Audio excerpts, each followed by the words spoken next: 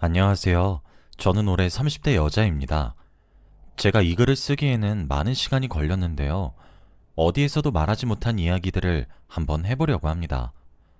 다들 저의 이야기를 들으시고 통쾌하시기도 할 거고 충격을 받기도 하실 거예요. 지금은 다 훌훌 털어버렸고 다시 새로운 사람을 만나기 위해서 열심히 살아가고 있어요. 다들 지금 만나는 사람이 운명이라고 믿는다면 저의 글을 읽고 다시 한번 더 생각해 보시는 계기가 되셨으면 합니다. 저는 몇 년 전 7년을 만난 남자친구가 있었어요. 20대 중반의 가장 풋풋한 시기에 만나서 오래 연애를 했습니다. 저희 커플은 제 친구의 소개로 만나게 되었어요. 제 친구가 저한테 관심 있어 하는 오빠가 한 명 있다며 소개받을 건지 물어보길래 처음에는 가볍게 만났습니다. 그런데 기대했던 것보다 저와 너무 잘 맞았고 대화도 잘 통하더라고요. 저와 오빠는 처음 만난 그 식당에서 5시간 동안 쉴 새 없이 대화를 나누었습니다. 가치관과 성격까지 너무 잘 맞았어서 이 남자와는 왠지 운명이란 생각이 들었어요. 그래서 그 뒤로도 자주 만나게 되었고 저희는 자연스럽게 연인이 되었습니다. 오빠와 7년 동안 사귀면서 싸운 적도 드물고 너무 잘 맞았어요. 권태기도 없었고 오빠가 저한테 워낙 잘해줘서 오빠한테 너무 고마웠죠. 그렇게 저희는 30대가 되었고 집안에서도 슬슬 결혼을 준비하라는 말이 나와 이때다 싶어 결혼 준비를 하기 시작했습니다. 이미 집도 합쳐서 신혼집에서 둘이서 사는 중이었어요. 코로나 때문에 결혼식을 계속 미루고 있어서 아직 정확한 날짜는 못 정했습니다. 결혼식을 미룬 대신에 더 퀄리티 높은 결혼식을 준비하고 있었죠. 아직 결혼식을 제대로 올리기 전이지만 남자친구와 둘이서 한 집에서 사는 건 꿈만 같았습니다. 퇴근을 하고 집에 들어오면 저를 기다리는 사람이 있다는 것 하나만으로도 너무 행복하더라고요. 마음 잘 맞는 오빠와 평생을 함께 한다는 생각에 저는 더할 나위 없이 행복했습니다. 그렇게 저희는 거의 신혼부부 같은 알콩달콩한 생활을 하고 있었죠. 그런데 어느 날이었어요. 회사에서 업무를 보고 있었고 아무 생각 없이 메일함을 들어갔는데 익명으로 누군가에게 메일이 왔더라고요. 아무런 내용도 없이 사진 한 장만 떡하니 보냈습니다. 의심 없이 그 사진을 다운받아 열어보았는데 저는 그 사진을 보고 기겁을 했어요. 정말 충격받았습니다. 바로 남자친구가 다른 여자와 고급 레스토랑에서 하하호호 하며 웃는 사진이었거든요. 남자친구는 한 번도 제가 아닌 다른 여자와 레스토랑에 간 적이 없어요. 저한테 말해준 적이 없었거든요. 그런데 사진 하단에 있는 날짜가 더 충격적이었습니다. 왜냐하면 저와 사귄 지 3년쯤 됐을 때 찍힌 사진이었거든요. 연애한 지 7년이나 됐는데 사귄 지 3년부터 다른 여자와 그렇게 지냈다고 생각하니 피가 거꾸로 솟는 기분이었습니다. 저는 그 사진을 복사하고 퇴근하고 집에 들어가자마자 남자친구의 얼굴에 들이밀었어요. 남자친구는 제 사진을 보고 기겁을 하더라고요.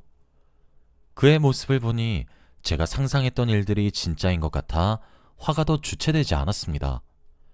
그때 남자친구는 제 앞에서 무릎을 꿇고 싹싹 빌었어요. 자기야, 오해야 이건. 부모님이 제발 선자리 한 번만 나가달라고 해서 잠깐 나간 거였어. 이때 저 여자 딱 한 번 본 게 다야. 그 뒤로 연락도 안 했어. 나 자기밖에 없는 거 알잖아. 내가 미안해. 딱 한 번만 봐줘. 남자친구네 부모님은 저를 별로 좋아하지 않으십니다. 자기 귀한 아들에 맞지 않은 여자라고 하면서 말이죠.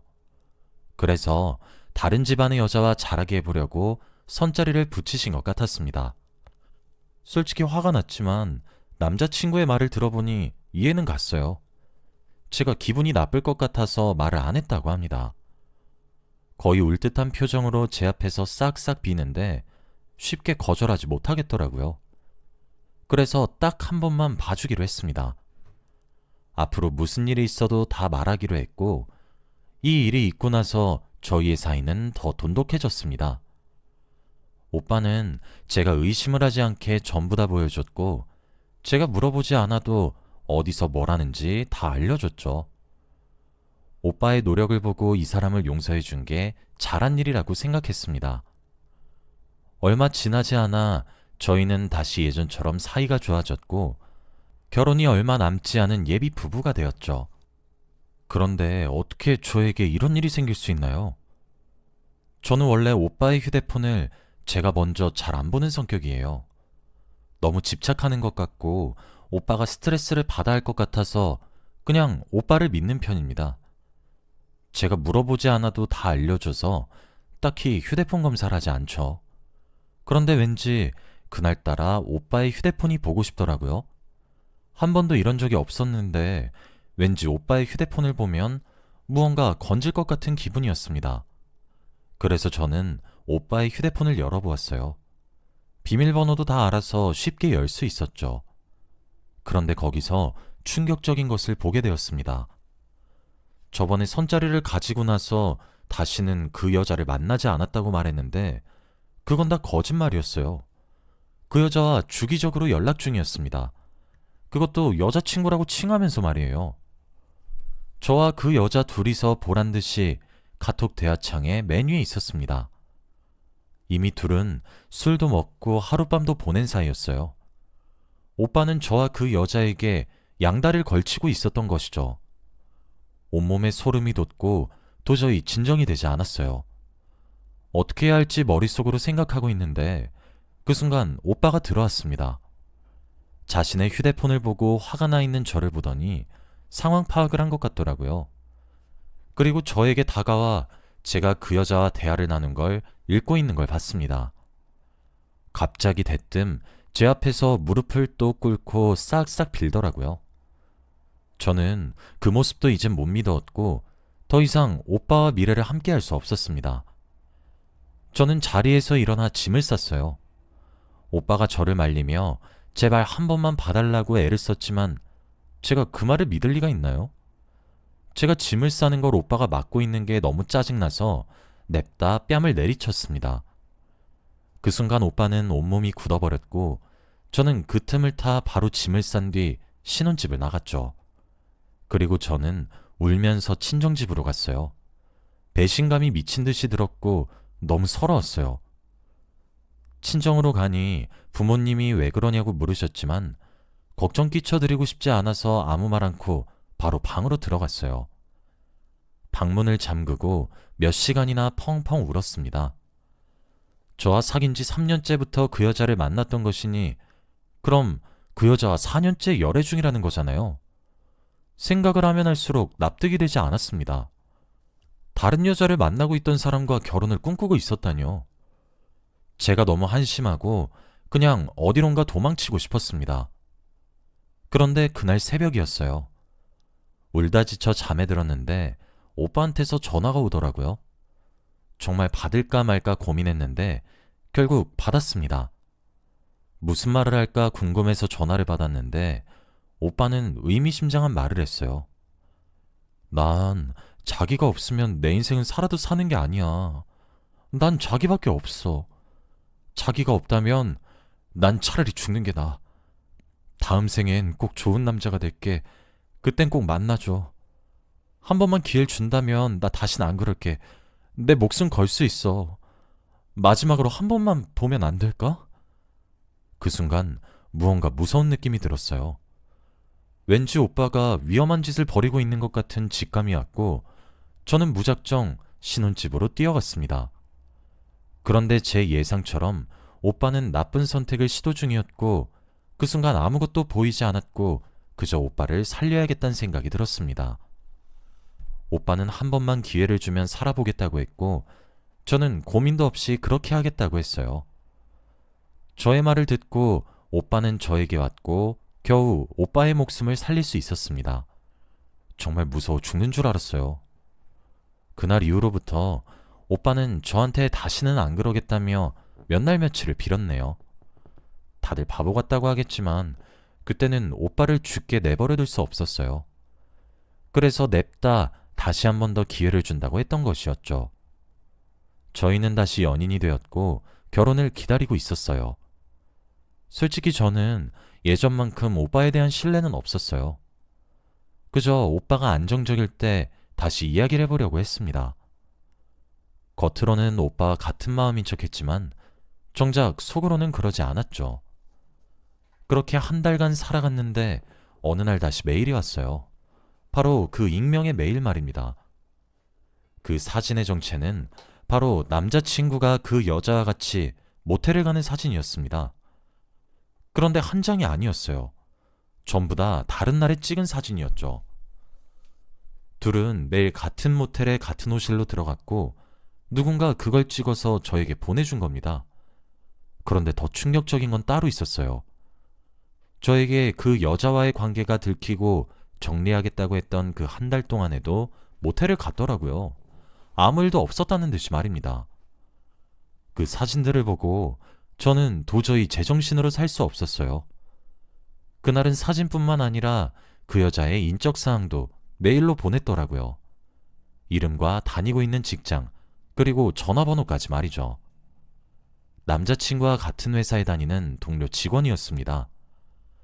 저는 바로 회사에서 반차를 냈고 그 여자에게 연락을 해서 만나자고 했어요.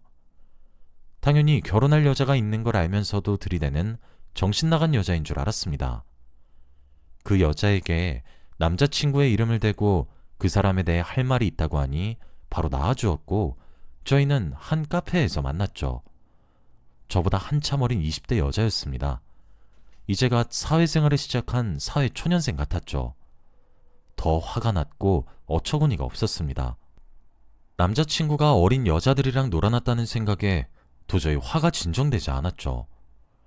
그 여자는 저를 보고 누구냐는 눈빛을 보냈고 저는 메일로 온 사진들을 전부 다 그 여자한테 보여주었습니다. 사진을 보더니 대체 누가 찍었냐며 놀라더라고요. 그리고 저는 저의 정체를 밝혔습니다. 저는 당신이 만나고 있는 남자와 결혼할 여자예요. 그 남자 결혼할 여자 있는 건 알고 있었죠? 그거 알고 들이댄 거죠? 대체 뭔 생각으로 그런 거예요? 어린 계집애가 애교 좀 떨고 모텔 몇 번 가주면 사달라는 거 해달라는 거 다 해주니까 그래서 제 남자친구한테 꼬리친 거죠? 그게 무슨 말이세요? 결혼할 여자라뇨? 전 처음 듣는 말인데요? 저는 당연히 그 여자가 일부러 저를 골탕 먹이려고 그러는 줄 알았습니다. 그런데 그 여자는 정말로 아무것도 모르는 사람이었어요. 그 여자와 둘이서 정적이 흘렀습니다. 결혼할 여자가 있다고 한 번도 말한 적이 없었다고 해요. 그리고 오히려 자신과 결혼을 준비 중이었다고 합니다. 그 말에 제가 더 놀랐고 말이 나오지 않았죠. 저희는 곧 결혼식을 올린다고도 말했는데 그 여자는 더 충격적인 말을 했습니다. 이미 둘은 거의 반동거를 하고 있다고 말이죠. 그 여자의 자취방에서 제 남자친구가 거의 살다시피 하고 있다고 했어요. 저희 둘 다 말문이 턱 막혔고 아무 말도 나오지 않았습니다. 근데 그 순간 갑자기 그 여자가 눈물을 흘리더라고요. 저 어떡해요? 저 정말 바본가 봐요. 아무것도 모르고. 정말 죄송합니다. 이 말을 했고 갑자기 자신의 배를 문질문질 거렸어요. 그러면서 말을 이어나갔습니다. 우리 새싹이는 그럼 어떡하죠? 그 순간 머리가 멈추는 듯한 기분이었어요. 아무 생각이 들지 않았고 머릿속이 새하얘지더라고요. 그 여자는 제 예상처럼 임신을 했습니다. 아이의 아빠가 바로 제 남자친구고요. 말문이 막히고 도저히 대화를 이어나갈 수 없었습니다. 그리고 그 순간 속이 역해져서 화장실로 뛰어갔고 바로 토를 했어요. 정말 더럽고 역겨운 인간이었습니다. 자기와 띠동갑보다 훨씬 더 어린 여자아이를 임신시키다뇨. 정말 무서운 사람이었습니다. 그날 저와 그 여자는 결심했어요.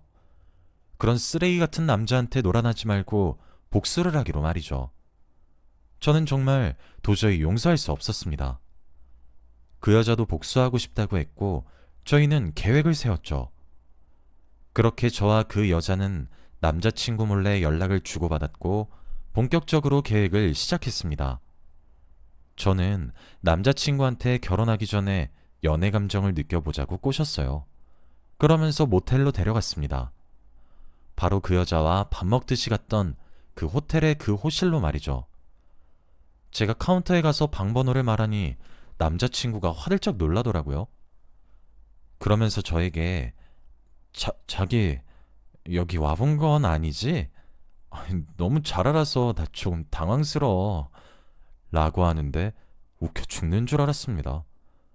그리고 저는 아무 말 없이 그곳으로 들어갔고 남자친구는 처음 온 척 연기를 하더라고요. 그 모습조차 역겨웠습니다. 그리고 저희는 분위기를 탔고 마지막 밤을 보냈죠. 제 옆에서 누가 업어가도 모를 것처럼 잘 때 저는 사진을 찍어 그 여자한테 보냈어요. 1시간 뒤 그 여자가 저희 방에 들어왔고 자고 있는 남자친구의 얼굴에 냅다 찬물을 끼얹었습니다. 화들짝 놀라며 남자친구가 일어났고 그때 그 여자는 뺨을 때렸죠. 젊은 여자였는데도 아주 맛깔나게 뺨을 잘 때리는 모습을 보고 조금 놀랐습니다. 남자친구는 영문도 모른 채 물사대기와 뺨을 맞으니 많이 화가 난 것 같았죠. 그리고 갑자기 저와 그 여자 둘이서 자신을 죽일 듯이 노려보고 있으니 상황 파악을 한 것 같았습니다. 아, 너희들이 손잡고 아주 다 연맥이려고 작정을 했구나. 그래, 오늘 누가 죽어서 여기 나가는지 한번 해보자. 이 말을 하며 갑자기 옆에 있는 유리 재떨이를 머리 위로 들더니 저와 그 여자를 내리치려고 했습니다. 그런데 그 순간 문에서 누군가 들이닥쳤어요. 바로 경찰이었습니다. 그 순간 남자친구는 비명을 지르며 도망치려고 안간힘을 썼지만 될 리가 있나요? 바로 경찰에 잡히며 수갑을 채우고 있었습니다. 남자친구는 저와 그 여자를 보며 욕을 하고 있었고 저는 마지막 한마디를 했어요. 네가 이러고 다니니까 우리 같은 여자들한테 걸리는 거야. 너도 이게 처음은 아니겠지? 아직 한 번도 걸린 적 없이 잘 넘어갔겠지. 너도 참 재수없다. 우리 같은 여자한테 걸리다니. 다신 이딴 짓 하지 말고 정신 차리면서 살아. 너랑 혼인신고 안 한 게 내 인생에서 가장 잘한 짓이다.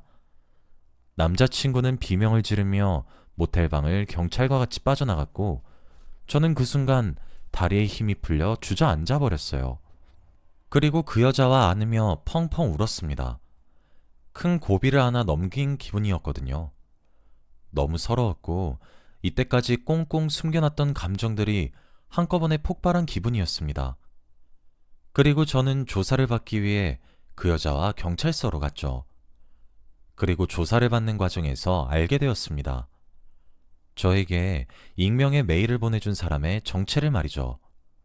바로 저에게 남자친구를 소개시켜주던 저의 친구였습니다. 너무 상상치도 못한 인물이라 놀랐는데 그 친구는 저에게 충격적인 말을 했어요. 우연히 식당에 가서 제 남자친구가 다른 여자와 데이트라는 걸 봤고 그때 남자친구와 마주쳤대요. 그런데 그 사실을 저에게 알리면 자신이 무슨 짓을 할지 모른다고 했답니다. 그리고 자기뿐만 아니라 자기 가족들까지 위협을 한다고 하면서요. 우선 사진은 몰래 찍어두었는데 후폭풍이 두려워 저에게 말도 못하고 꽁꽁 숨기고 있었는데 제 친구한테 그 여자와 데이트하는 걸 자주 들켰대요. 그때마다 입조심하라고 협박을 하니 저에게 마음껏 보낼 수 없었다고 합니다. 그런데 정말 결혼을 할 것 같으니 이건 아닌 것 같아 보냈대요. 사진 때문에 자신을 수십 번이나 찾아왔는데 겨우겨우 도망치면서 살았다고 합니다. 그동안 얼마나 힘들었는지 펑펑 울면서 말하는데 너무 고맙고 미안한 거 있죠? 이런 친구를 제 옆에 두었다는 게 너무 자랑스러웠고 제가 옆에서 아무것도 못해준 게 미안했습니다. 이 친구가 아니었다면 저는 아직도 그 쓰레기 같은 남자의 사생활을 모르고 결혼을 했겠죠. 생각만 해도 아찔합니다. 그리고 저는 또 하나 알게 된 사실이 있어요. 제 전 남자친구는 전과가 한두 개가 아니었습니다. 어릴 때부터 이것저것 많은 일들을 저지르고 다녀서 경찰서를 자주 들락날락했더라고요. 범죄를 많이 저지르고 다녔던 사람이다 보니 소송도 쉬웠습니다. 당연히 저와 그 여자한테 유리하게 흘러갔고 친구가 저에게 보내준 증거들도 있으니 저희가 승소를 했어요. 결혼식 취소 위약금이나 이것 저것들도 다 전 남자친구가 부담하고 저한테 합의금도 어마무시하게 줘야 해요. 그리고 접근금지 신청도 해서 근처에 오지도 못합니다. 이 일이 있고 나서 정말 많이 변했어요. 사람을 보는 눈이 조금 생긴 것 같습니다. 사람을 쉽게 안 믿게 되었고, 저의 모든 걸 다 주지도 않게 되었죠. 그 여자는 아이를 낳고 혼자서 씩씩하게 잘 키우고 있어요. 연락은 하지 않지만 간간히 들려오는 소식을 들어보니 어린 나이에도 불구하고 기죽지 않고 살고 있다더군요. 그런 모습을 보고 저는 많이 배웁니다. 저는 벌써 40을 바라보고 있네요. 이런 고난과 역경을 겪어서 그런지 지금의 제 인생은 순탄하게 느껴져요. 다들 저 같은 일 경험하지 않길 바랍니다. 저희 이야기는 여기까지예요. 들어주셔서 감사합니다.